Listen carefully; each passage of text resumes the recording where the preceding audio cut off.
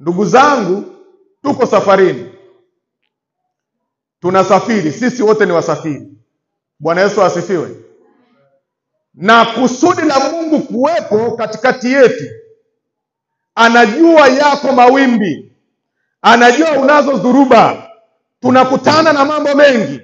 Mambo ambayo hakika huwezi kujisaidia. Walipoianza ile safari, Biblia inasema walimchukua Yesu kama alivyo. Wakamchukua Yesu kama alivyo na uwezo wake. Wakamchukua Yesu kama alivyo na nguvu zake. Wakamchukua Yesu kama alivyo na uzima alionao. Wakamchukua Yesu kama alivyo na mamlaka alionayo.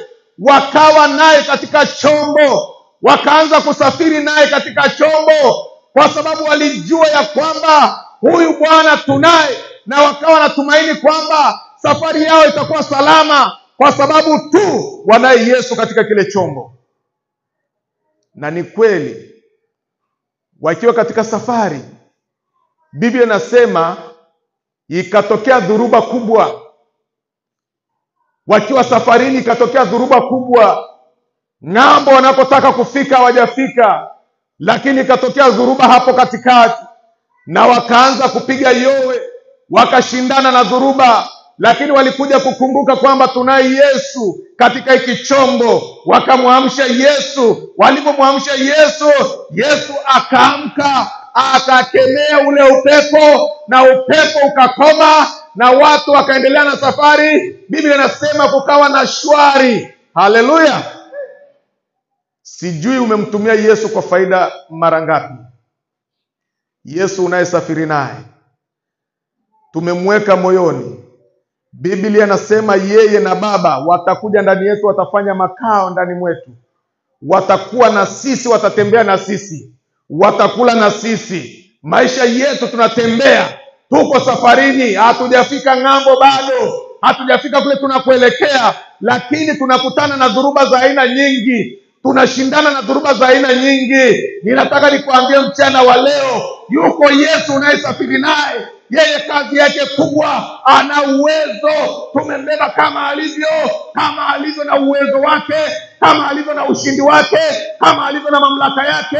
Ndiyo maana ya kwamba walipofika mahali wakamwamsha, wakatuliza, akasimama, akatuliza dhuruba, na safari ikaendelea. Mambo yakawa sawasawa, bahari ikawa shwari. Haleluya. Bwana Yesu asifiwe sana. Na kueleza uelewe kitu cha thamani ulichokuwa nacho. Una kitu cha thamani ambacho huwezi kukiamini. Ni kwa sababu tu, sijui niseme nitumie lugha gani ambayo inaweza ikakusaidia. Ni kwa sababu hujamfahamu Yesu jinsi alivyo. Walimbeba kama alivyo, lakini Yesu hawakumpa nafasi. Mara nyingi unaweza kuwa na Yesu usimpe nafasi. Yesu baada ya kukosa nafasi katulia, yupo. Na siwezi kusema kwamba dhuruba zinazokupitia kwamba Yesu hayupo, yupo. Bwana Yesu asifiwe. Lakini kinachotakiwa ni kumpa nafasi. Mpe nafasi Yesu ashughulike na wewe. Achana na akili zako, achana na bidii yako. Unakwenda spidi, unamsahau Yesu. Wakati mwingine umekuwa unafanya vya kwako. Yesu yuko kwa ajili yetu. Alikuja duniani, alidhihirishwa duniani apate kuzivunja dhuruba za shetani, apate kuharibu mipango ya shetani, ili sisi tuwe salama katika safari yetu tulionayo. Mnanielewa? Bwana Yesu asifiwe. Dhuruba sio kama hazitakufuata, zipo. Lakini usipambane na dhuruba wewe. Huwezi kupambana na dhuruba. Shetani amekitengeneza wimbi lenye maana kwako wewe, hutaweza kulikwepa. Yuko mwanaume mmoja aitwaye Yesu.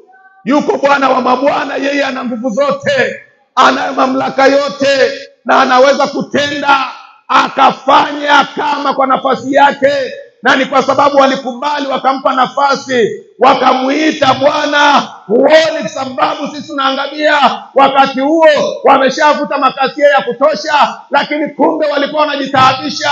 Ilipoanza dhuruba, wangemkuta, wangeamua sasa tumuite Yesu kwa sababu tunaye, anazo nguvu, anaweza. Inawezekana dhuruba yao ingeisha mapema.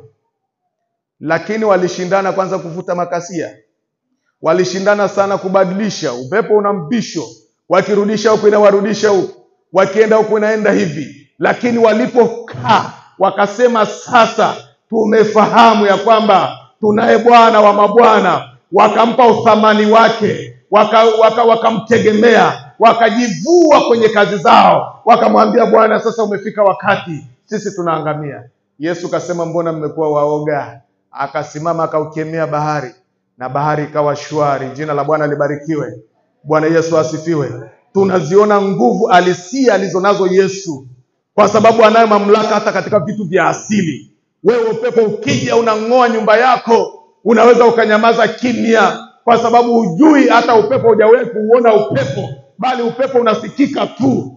Unaweza ukakata tamaa. Kumbe yeye huyu Bwana yuko kwenye mambo ya asili yasiyowezekana, hata kama yanatembea kiroho ndani ya hewa, wewe huwezi kuyaona, yeye anayaona na ana uwezo naye, kwa sababu ndiye aliyeamuru, ndio muumbaji wa nchi. Bwana Yesu asifiwe. Kwa hiyo hakuna jambo la kumshinda. Biblia inasema kwamba ni jambo gani lililo gumu la kumshinda huyu Mungu Baba? Jambo gani lililo gumu? Je, ni haya maisha unapitia ndio umeona ni magumu ya kumshinda Mungu? Je, ni maradhi ulionayo?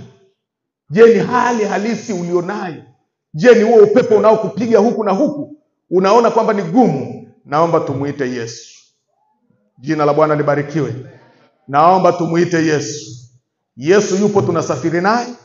Wangenyamaza, chombo kingezama, na inawezekana Yesu angeinuka akaondoka zake, kwa sababu Yesu azamishwe. Bwana Yesu asifiwe. Ninyi ambao mmepigana kwa nguvu zenu mkazama, alafu Yesu yeye akainuka akaondoka zake. Kama wasingemuita, kama wasingempa jukumu, kama wasingempa nafasi yake, kama wasingemuinua alipo, maisha yangekaa vile vile na wangezama. Wako watu wanazama na Yesu angalipo. Maisha yanakuzamisha na unamuona Yesu yupo. Nataka nikuambia kwamba mambo yote yanawezekana. Bwana Yesu asifiwe. Anasema yote yawezekana kwake aaminie. Usipoamini hayatawezekana.